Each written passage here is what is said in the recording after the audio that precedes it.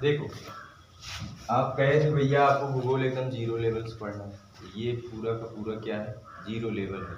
ठीक है, कक्षा 6 में जो दिया है, 7 में दिया है, 8 में, सब मिलाकर इसको ही क्या कहते हैं, जीरो लेवल।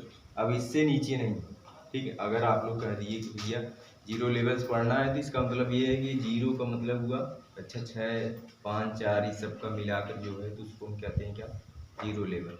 ठीक है, देखो पहले आप बात कर लेते हैं भूगोल है क्या।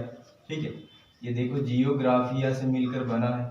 ठीक है, इसको विभाजित करो, जियो प्लस ग्राफिया, ये आपका ग्राफिया, ये दो शब्दों से मिलकर बना है। जियो का मतलब होता है पृथ्वी, अर्थ। ठीक है, इसको हम क्या कहते हैं, पृथ्वी। ठीक, और ग्राफिया का मतलब होता है विश्लेषण या वर्णन। ठीक है, इसको डिस्क्रिप्शन कहते हैं। ठीक, इसको वर्णन कहा जाता है।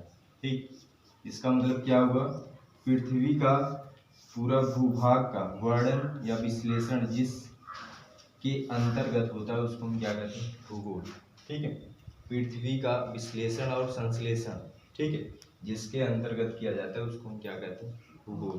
ठीक, अब इसका पिता कौन कहा जाता है, भूगोल के पिता इरेस्टोस्थनीज। ठीक है, इरेस्टोस्थनीज इनका नाम है। ठीक है, भूगोल के पिता जिसको कहा जाता है। ठीक है, भूगोल की परिभाषा समझ में आई ना।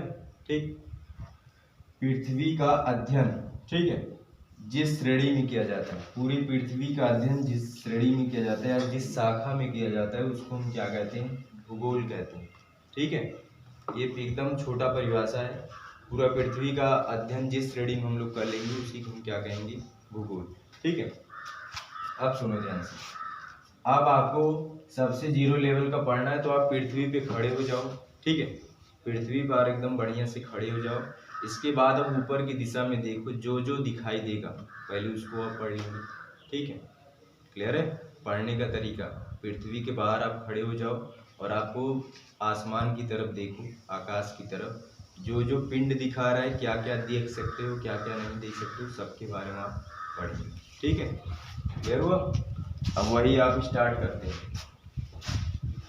जैसे देखो, मान लो एक चित्र से आप समझो, ये आपका मान लीजिए कोई पृथ्वी है। ठीक है, अभी पृथ्वी ना, लेट अस कंसीडर ये पृथ्वी। ठीक है, आप ये मान लेंगे ये पृथ्वी है, इस पर कोई व्यक्ति खड़ा है। ठीक है, और ये आसमान की तरफ ऊपर की दिशा में देखेगा, उसको कुछ न कुछ दिखाई देगा, कुछ छोटा मोटा पिंड दिखाई देगा। ठीक है, जो भी दिखेगा। ठीक है, पृथ्वी पर खड़े होकर हम ऊपर की दिशा में देखते हैं, जो भी हमको पिंड दिखाई देगी इसी को हम क्या कहते हैं, आकाशीय पिंड के नाम से जाना जाता है। ठीक है, क्लियर है। पृथ्वी के ऊपर खड़े होने के बाद ऊपर की दिशा में देखने पर जो भी हमको दिखेगा उसको हम क्या कहेंगे, आकाशीय पिंड के नाम से जाना जाता है। ठीक है, अब पहला आपका आकाशीय पिंड है। ठीक, क्लियर है। ये देखो ध्यान से, आकाशीय पिंड।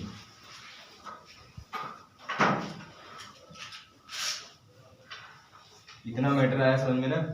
अगर कोई पूछे आकाशीय पिंड से क्या समझते हैं, तो पृथ्वी के ऊपर खड़े होने के पश्चात ऊपर की दिशा में आप देखेंगे तो जो भी छोटा बड़ा पिंड दिखाई देगा, तारे, ये सब, इसको हम क्या कहेंगे, आकाशीय पिंड कहते हैं। ठीक है, पहला समझ में आया। ठीक, ये एकदम प्योर जीरो लेवल का है, इससे इसके अंदर का पढ़ेंगे, इससे छोटा कोई है क्या। अब पृथ्वी पर खड़े हो जा रहे हो, कोई बच्चा भी खड़ा होगा, कुछ नहीं जानता, फिर भी उसको कुछ तो दिखेगा, वही जो दिख रहा है वही आपको बता रहे हैं। ठीक है, अब देखो ध्यान से, दूसरा आपको क्या दिखेगा, नक्षत्र मंडल दिखेगा। ठीक है, क्या दिखेगा, नक्षत्र मंडल। अब देखो नक्षत्र मंडल क्या होता है। ठीक, अब देखो पृथ्वी पर खड़े होकर ऊपर दिशा में आप देखेंगे तो तारों का कुछ समूह दिखता है। ठीक है, विभिन्न आकार का तारों का समूह दिखता है, इसी को हम क्या कहते हैं, नक्षत्र मंडल कहते हैं। ठीक है, पृथ्वी के ऊपर खड़े होने के बाद आकाशीय पिंड पहला दिखेगा, दूसरा क्या दिखेगा, तारों का कुछ कुछ समूह दिखेगा विभिन्न आकार का, इसको हम कहते हैं क्या, नक्षत्र मंडल के नाम से जाना जाता है। ठीक है, दो कंफर्म हुआ ना। ठीक है, भूगोल की परिभाषा क्लियर हुआ। ठीक है, भूगोल क्या है, ये आपका पृथ्वी का वर्णन, वर्णन का मतलब क्या हुआ, उसका संश्लेषण और विश्लेषण। ठीक है, वो कैसे बना है, क्या है, पृथ्वी के अंदर क्या है, इन सब का जो अध्ययन किया जाता है वो भूगोल कहलाता है। ठीक है, क्लियर है। अब भूगोल में सबसे पहले आप सबसे बेस चीज पढ़ते हैं क्या, आकाशीय पिंड, और दूसरा हो गया नक्षत्र मंडल। ठीक है, अब नक्षत्र मंडल क्या होगा समझ में आया। आकाश में जो तारों का छोटा छोटा समूह उसको हम क्या कहते हैं, नक्षत्र मंडल कहते हैं। और ये आकाशीय पिंड क्या हुआ, आप पृथ्वी पे खड़े हो जाओ और ऊपर की दिशा में देखो, जो भी दिखेगा पिंड उसको हम क्या कहते हैं, आकाशीय पिंड कहते हैं। ठीक है, 2 क्लियर हुआ ना। तीसरा देखो ध्यान से, और आपको क्या दिखेगा, ग्रह दिखेगा। ठीक है, क्लियर है, ग्रह भी दिखेगा। चौथा क्या दिखेगा, सौर परिवार दिखेगा। अब देखो पहले आप पढ़ लो सौर परिवार। ठीक है, जो सौर परिवार होगा उसी में ग्रह भी आ जाएगा। ठीक है, देखो ध्यान से, अब सौर परिवार देखते हैं।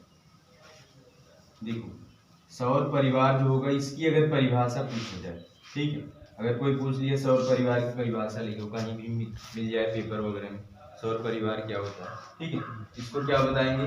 ठीक है, सुनो ध्यान से, सूर्य हुआ।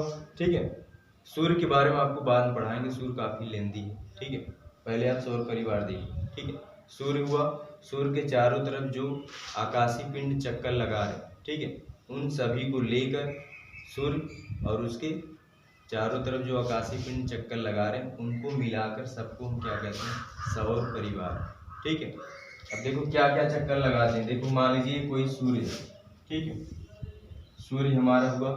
ठीक है, अब इधर सबसे नजदीक में आपका बुध होता है, इसके बाद शुक्र होता है। ठीक, इसके बाद पृथ्वी होता है। ठीक है, पृथ्वी के बाद मंगल ग्रह, मंगल ग्रह के बाद बृहस्पति, बृहस्पति के बाद शनि, शनि के बाद अरुण, फिर वरुण। ठीक है, ये सब क्या कहलाएंगे, सब इसके चारों तरफ चक्कर लगाते रहते हैं, सूर्य के चारों तरफ। इसी को हम क्या कहते हैं, सौर परिवार। सौर का मतलब हो गया सूर्य, सूर्य का परिवार।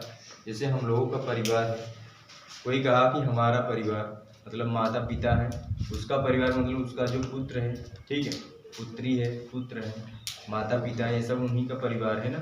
ऐसे सूर्य का परिवार कौन हो गया, सूर्य है, उसके चारों तरफ जो आकाशीय पिंड चक्कर लगा रहे हैं, या इसी को ग्रह कहा जाता है। ठीक है, चक्कर लगा रहे, इसी को हम क्या कहते हैं, सौर परिवार।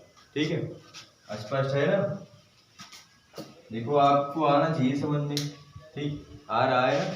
अब ये छोटा छोटा परिभाषा है, अगर ये भी न समझ में आए तब तो परेशानी है। ठीक है, सिंपल भाषा में आपको बता रहे हैं। ठीक है, अगर ये भी न समझ में आए तो क्या करेंगे।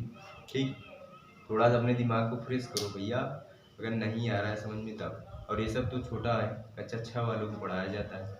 ठीक, अब कक्षा 6 वाले अगर समझ में आ रहा है तो आप लोग को तो अच्छे समझ में आना चाहिए। आ रहा है ना, ठीक है। अब देखो आगे चलते हैं। इससे पहले आप पढ़ लो, एक होता है परिभ्रमण, क्या होता है, ठीक है, परिभ्रमण काल, और दूसरा होता है परिक्रमण। ठीक है, ये आपको आना चाहिए। ठीक है, सौर परिवार समझ में आया ना। सूर्य तथा उसके चारों तरफ जो आकाशीय पिंड चक्कर लगा रहे हैं उसको हम क्या कहते हैं, सौर परिवार। ठीक है, अब परिभ्रमण क्या होता है, परिक्रमण। ठीक है, अब सुनो ध्यान से, कोई भी ग्रह है, ठीक है, ग्रह जब अपनी धुरी पर गति करता है उसको हम क्या कहते हैं, परिभ्रमण काल कहते हैं। ठीक है, ये दोनों बड़ा दिक्कत होता है अगर तनिको गड़बड़ा, ठीक है, थोड़ा सा भी आपका गड़बड़ा है तो आपका क्या हो जाएगा, परिक्रमण परिभ्रमण में आप कंफ्यूजन हो जाएगा। ठीक है, और तुरंत कंफ्यूजन होगा।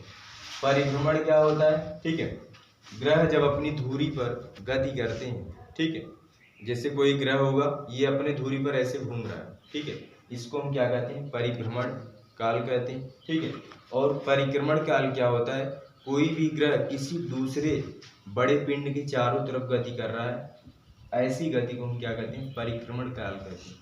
ठीक है, आया दोनों समझ में। जैसे पृथ्वी हो गई, एक तो खुदे घूम रही, ठीक है, तो खुदे घूमने का मतलब हुआ परिभ्रमण काल। ठीक है, और एक तो किसका चक्कर लगा रही, सूर्य का चक्कर लगा रही, इसको हम क्या कहेंगे, परिक्रमण काल कहते हैं। ठीक है, दोनों में अंतर आ रहा है समझ में, परिभ्रमण हुआ और परिक्रमण। ठीक है, स्पष्ट है। देखो ध्यान से, अब देखो आपका यूट्यूब पे वीडियो छोटा छोटा रहेगा तो सही रहेगा, छोटा करो, ठीक।